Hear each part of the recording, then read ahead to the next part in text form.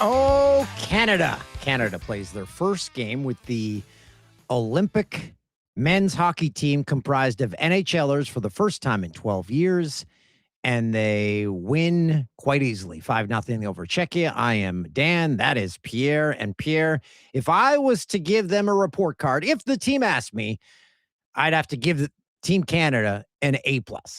I'm going to go A across the board. I still think there's some things they can work out defensively. There were some really good save opportunities for Jordan Binnington that maybe if it's against a better team or a higher caliber team, they end up at the back of the net. All that being said, this was a tremendous first step. It's a dress rehearsal. The first 3 games are, but this was a tremendous first step for Canada. When we first got a glimpse at Canada's power play, I think I would like to know the data and texting rates across Canada or the levels of how many texts were sent, because when we first got a glimpse of that, we only got 2 glimpses. They scored on their second attempt. It was just, wow.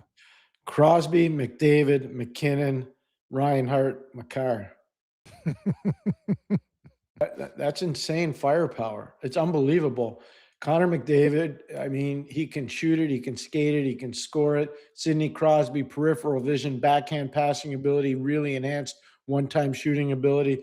Nathan McKinnon, pure power player, knows how to score from all different areas, can overwhelm people in the slot, can score with finesse.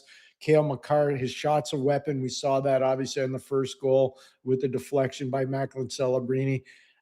I don't know how you can contain it except to say you got to have unbelievable stick discipline. You got to have unbelievable body position, but probably the best way to kill off one of their penalties, don't take penalties against them. I mentioned 12 years ago was the last time we saw NHLers in the Olympics, and the Team Canada that won gold in Russia compared to this Team Canada, it's night and day. What has happened in 12 years? Because that was, to put it mildly, a very boring style of hockey. Well, yes. And a couple other things have happened. We've introduced Nathan McKinnon. We've introduced Connor McDavid. We've introduced Macklin Celebrini. We've introduced Cale Makar. We've introduced Josh Morrissey. We've introduced all these offensive type players, catalyst type players that make a massive difference. Can you imagine Macklin Celebrini's 19? So he was 7. That's what I mean. Like he was 7. He was 7 years old. That is nuts. He was 7 years old the last time the NHLers were at the Olympics. So we've enhanced the roster with these unbelievable athletes, and I think an enlightened coaching style. Not that Mike Babcock and his staff weren't enlightened. They were for that time. They could just squeeze the life out of a game, and they had Carey Price in goal, which is crazy to think about.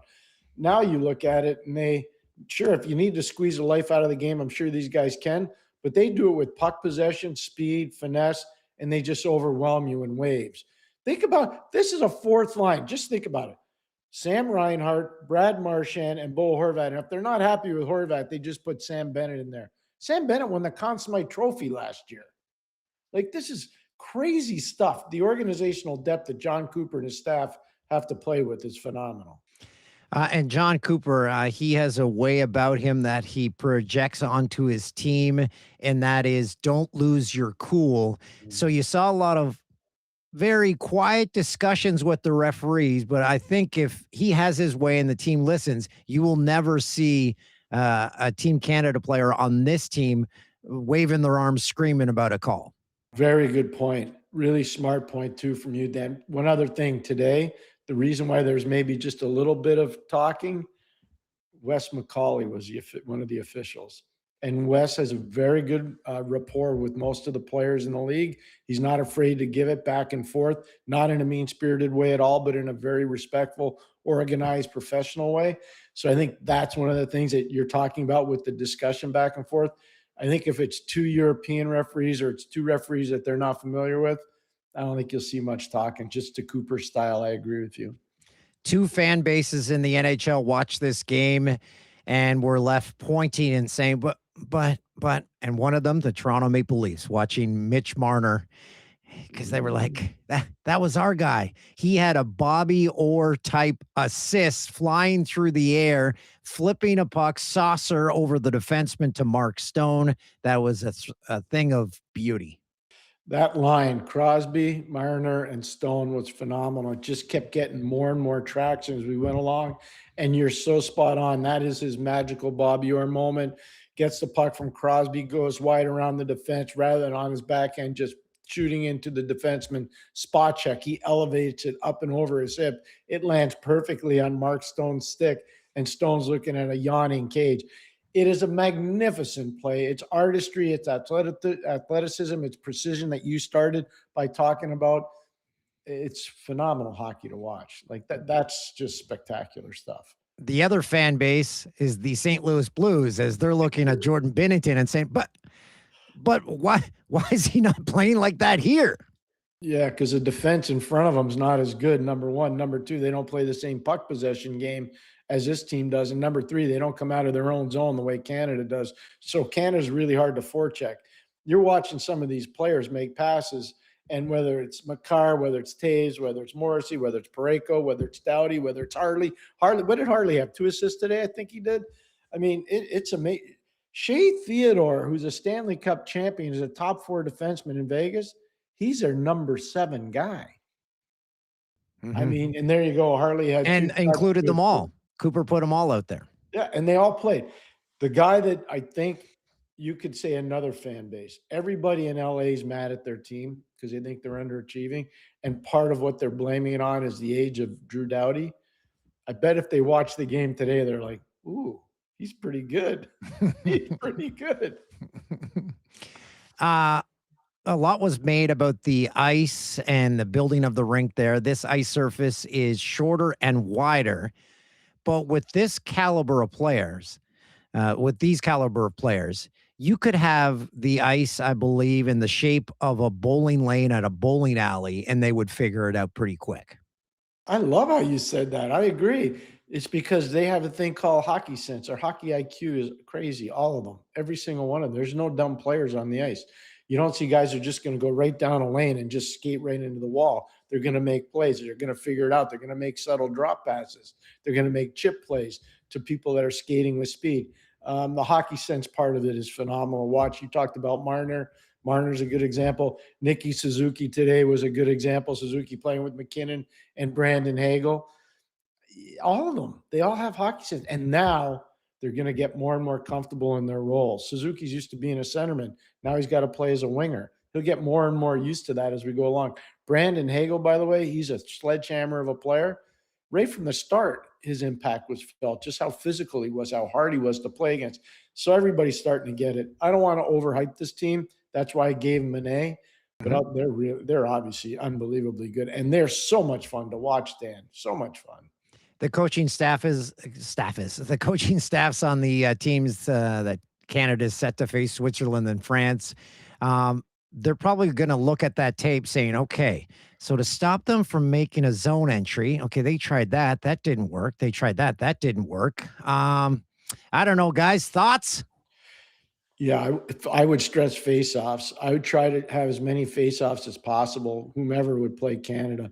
And that's not an easy thing to overcome because Canada's going to be good on faceoffs too.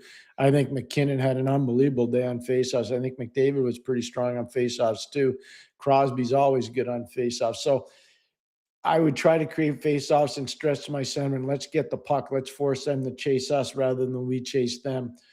It's easier said than done. They're going to have to stack the neutral zone. You're not going to be able to carry the puck in very often. If you're one of those 2 teams against Canada, you're going to have to chip, chase, and check it. You're just not going to be able to carry it in. And if you do, they're going to stretch you out. So you got to be, it's really kind of a daunting task, to be honest. It wouldn't be fun watching that tape, trying to come up with a game plan. It would not. So Pierre, if someone watching this didn't see the game and they see the final score 5-0 over Czechia, that's pretty good. They're a good team, but this is not the Czech Republic of old, so maybe be wary of that end score. That's why I say again, it's a really good win. It's a great first step. It's the ultimate dress rehearsal, but don't fall too in love with it. Just keep building. And you've learned this from all the Olympics. You and I work together. The most important thing at the Olympics, every single day you get better. You can't take 2 steps backwards. You can take a half a step forward. That's getting better, but it's better to take a step forward. Don't take any steps back. And that's got to be the next thing for Canada in their next game. Take 2 steps forward. Next game against Switzerland, then France. So you look at these ones. Okay, those are easy wins. How do you prepare the team for that? Because the mismatch is so monumental against both those teams. Your team can't help but be overconfident, I would figure. I would subtly create newspaper headlines that happened after Torino, Canada versus Switzerland, and then Vancouver, Canada versus Switzerland, and I would put the headlines in each around the room. This is what the Swiss did to us in Torino. This is what the Swiss did to us in Vancouver. And we're going to make sure that doesn't happen again. I want the players to understand the Swiss play Canada like it's a Super Bowl and they need to win it. And if you're not ready to compete against them, they're going to cause you heartache. We're not going to live like what happened in 06. We're not going to live what happened in 10, and give the players a history lesson of what it's about so that this doesn't repeat itself. That's one of the things I would really think about doing if I was involved with the management or coaching staff with Team Canada. It must be pretty phenomenal for players on Switzerland and France, knowing they're set to play Team Canada and the players they will face. It's got to be tough for them because they're looking at it as, I can't believe I'm going to be facing off against Crosby, against McDavid, against McKinnon. I talked to one of my old players, Teddy Drury, who played for me in Hartford and Ottawa the other day. He just got into the Beanpot Hockey Hall of Fame down in Boston, which is a pretty significant deal. He was an All-American player at Harvard University. And I said, in the 88 Olympics, when you played, any good stories? And he said, yeah, one time I went for a face-off and I was looking at the guy across from me and I was like, holy moly, that guy's really good. And I'm actually playing against this guy right now. So there is something to that. There really is. And I think obviously you got to pay attention to that stuff. And so, yeah, if you're Switzerland or you're obviously France in particular more than Switzerland, because Switzerland's got some NHLers, a good number of NHLers. Yeah, I think that factors in. I've never had to do it, but it must be hard. Must be hard. There'll be a few guys on those teams who will be like my good buddy Steve Webb. So I'd always pick his brain. I'm like, you ever out there against Lemieux? He goes, if I was ever on the ice at the same time as Lemieux, I know something went really wrong and I need to get the hell off the ice. Well, I'll tell you one thing. Webby was tough as nails. Boy, oh boy, could he bring the heat. He was a tough guy. Tough guy. So you give them an A. I give the Team Canada effort in their first game an A plus. And I was texting some friends. I said, if they ever came to me to nitpick, say, what should we have done? The only thing I could say is maybe a few more shots, give up the pass and take the shot. Yeah, I think that's a fair point. That's one thing I would stress. Another one is I'd like to see them just a little tighter with gaps in the neutral zone. I think if you're playing against a team that's playing more of a four-line game, if those gaps start to get a little too big, that becomes a problem. So I'd like to see the gaps tightened up a little bit more in the neutral zone. But outside of that, I'm nitpicking just like you. The truth is that this team played a really good game, Dan. They played a really good game. Switzerland next, then France. I assume Switzerland will be the bigger test. They will be 100%. You got to remember too, the Swiss went to the World Championship gold medal game last year. They lost to the Americans in the final, so they've got some players. And Roman Yossi's, everybody on that Canadian team is going to know who Roman Josi is, just like they knew who Filip Hronek was today for Czechia. And it's important that you know that. You know Nico Hischier. They've got players that can score. Timo Meier. They got guys that can play the NHL style game. Now, do they have a lot of them? No. Do they have as many as Canada? No. Do they have the offensive firepower? No, they don't. But I've seen the Swiss do this before. I saw it in Torino and I saw it in Vancouver. And you don't want to see it here in Milano Cortina. You just don't want to see that. If you're John Cooper, do you stay with Binnington or do you go to another goalie? And also, what do you expect him to do? I would ask Binnington, do you need a rep against another good team before we go to the medal round or the elimination round? Or do you want to take Switzerland off, play against France? Because clearly they've decided that Binnington's their guy. That's why he played today. So I think you ask him, and then you talk to the goalie coach, and then you make a decision. But I think that's probably the best way to do it. I wouldn't be in a rush to make wholesale changes with the lineup, though. I mean, if you're asking me, should they put Seth Jarvis in? Probably not. I don't want to mess with the lineup. Should they put Travis Sanheim in? Probably not. Maybe against France, but not for the next game. I want this lineup to get some rhythm. Who's Canada's goalie coach? Do we know? I don't know. Dan Cloutier. There you go. Oh, what a legend. I was at the training camp for the Vancouver Canucks where he was trying to switch to the new style mask, and he'd come off. He goes, I can't do it. He can't do it. He stayed with the helmet. Dan may have been one of the tougher goalies that ever played. Oh, he was a battler. He was a battler. He was a battler. Okay, Pierre, we'll see you after Canada plays Switzerland. That's happening on Friday. Is that happening? No, Saturday. Saturday. That's happening. Valentine's Day. You'll be my date. There you go. We'll see you then. Thanks, Dan.